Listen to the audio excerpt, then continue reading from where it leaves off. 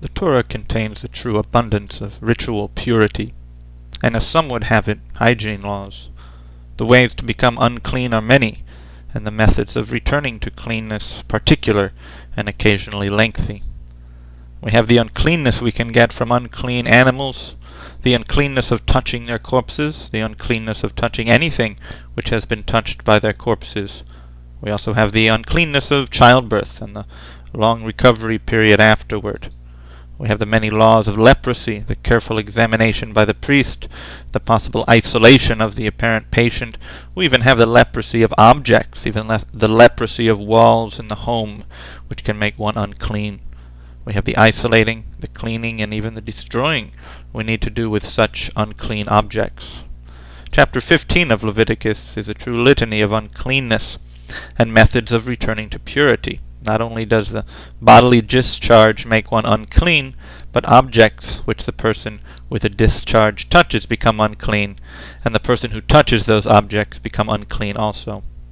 Just to describe a few, it tells us, "Whoever touches his bed shall wash his clothes and bathe in water, and be unclean until evening." It goes on at length, continuing, "He who sits on anything on which he who has a discharge sat shall wash his clothes and bathe in water, and be unclean until evening." Then again, "If he who has the discharge spits on him who is clean, then he shall wash his clothes and bathe in water, and be unclean until evening." That's the common and apparently fairly simple method of returning to purity in this category of things. It seems pretty easy. You wash your clothes, you bathe in water, then you will be unclean until evening. Many believers within the New Covenant breathe a sigh of relief. They don't have to follow such an array of practices just to avoid uncleanness, or to return to cleanness. We are happy to say that we understand the principles behind ritual purity, and we apply those principles today. We have no use for the practices themselves. Now that sounds realistic. It's fair to say that today we should understand the need for spiritual purity and holy living and staying away from unclean things.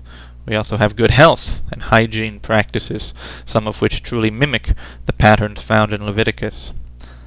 However, while this explanation is very good in theory, it's not very convincing in fact. How is it true that the body of Messiah is seeking the same kind of purity but in spiritual ways? How is it visible that the holy bride that Messiah is to bring to himself is carefully avoiding uncleanness and purifying herself from it? This is not evident, and a simple look around will suggest something very different.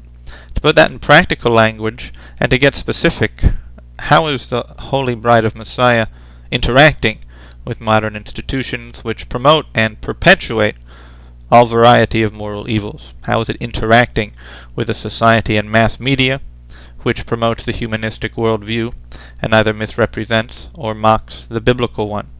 If we are averse to touching unclean things in the New Covenant, it seems we should be averse to touching these things, averse to sharing them with others because they're impure, because they're unclean. Yet strangely we touch this uncleanness over and over and over again. We share it with others, including sharing it with our children. We go to the places and touch the objects this uncleanness itself has touched. How is that purity? How is that cleanness? Just to bring up a few examples, an average search on an average internet search engine for the word men will bring up any number of pictures of mostly undressed and sexualized men. It will also bring up pictures of men engaged in physical intimacy together, or at the minimum suggestive acts. That's to say nothing at all of the hyper-feminized ones. At most government schools, children can and are taught sexual acts in detail, including homosexual ones, and the ultimate goal of the surrounding society is to penalize young children for not affirming immorality.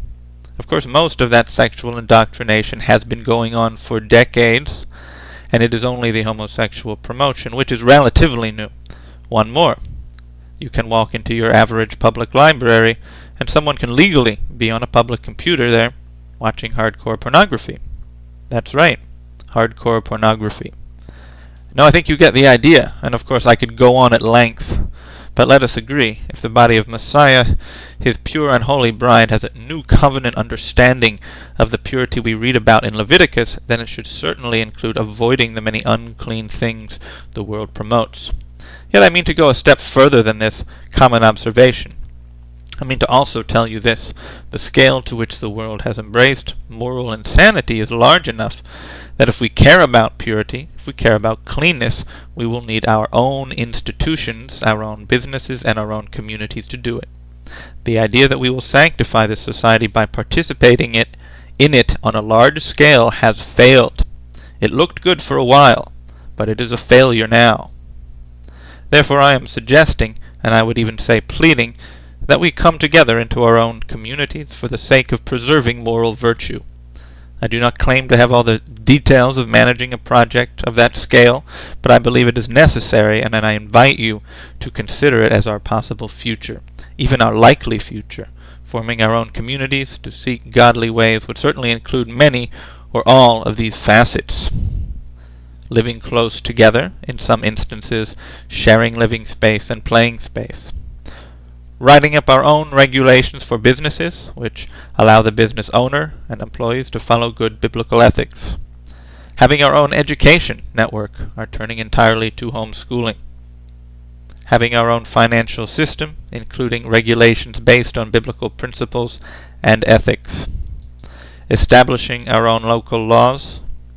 Having and enforcing standards in our congregations and communities, one of the simplest of which would be actually practicing holy modesty. Returning to following some of the ethics believers have tragically abandoned. To name a handful of major ones, a return to biblical standards on marriage, divorce, and remarriage, and a return to the prohibition we have had from the beginning against the use of contraception. Restoring morality in these two areas alone could be a life-saving remedy of immeasurable proportion. A restoration of religious orders, though not necessarily monastic ones. A restoration of communal living, at least for some committed believers.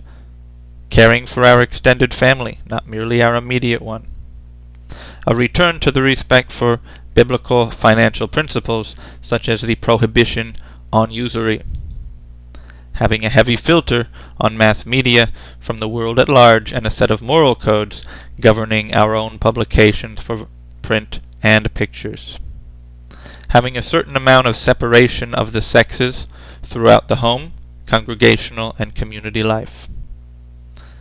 Now I'm sure the list I've provided here is incomplete, and of course it does not attempt to deal with all of the implementation or application questions. However, are these things which we should be doing? Are they things a sacred community serious in its faith ought to be doing? Is there anything you see above which is not either A, biblical teaching, or B, common sense methods of upholding biblical teaching? It seems to me that's all that they are. And of course millions of believers throughout history sought very diligently to do much of what I described to you. Now why shouldn't we? I realize a multitude of professed Christians would strongly object to much of the above.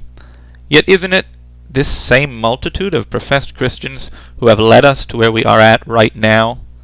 Leaders and pastors will loudly declare that the society around us is wicked, yet what changes are they putting in place? They will declare this nation a pagan one for its rejection of God, but why do they not restore the standards which the body of Messiah long knew? For a Christian to cry out against this godless culture and then demand a divorce is sheer hypocrisy. Let's face that. For people to cry out for revival and then demand their contraception is also appalling. That is why I write as I write to you now about the need to form our own communities and live holy lives. Because for all that talk you hear about holiness to mean something, we have to actually be trying to do much of the above. The state we are in right now, brothers, is much worse than the state of the unclean Israelite we read of in Torah. We haven't just handled the unclean object, we haven't just sat where the unclean man sat, we have become truly covered with the unclean legions it describes, and are unclean deep into the fabric of our souls. A leper would shudder to see us. That is why I beg you to consider the proposal above, to consider forming our own communities as believers with our own holy laws. The book of Leviticus gives us instructions for how the impure Israelite would return to normal. It is to wash his clothes, to bathe in water, and then he would be unclean until evening. Well, I think in the new covenant it is far more strenuous than that, and we have not even washed our clothes. We do not bathe in water, and it is a very long road until evening.